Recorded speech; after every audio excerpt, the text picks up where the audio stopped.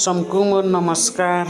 आज आम चिकेन गुटे आनी 2 केजियाटा किनिकिना सेटाके आम कटा छुपा करकिना 3टा रेसिपी बनाऊँ।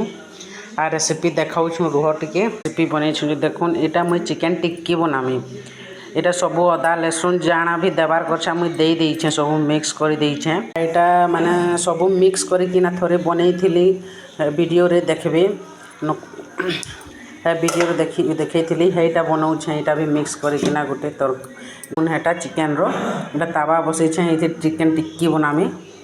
आउ एटा आम नेनीर बापा छानुछन चिकेन पकोड़ा देखुन एटा तावा रे दे देली चिकेन के मुई बड़ बड़ पीस करके काटी थिली।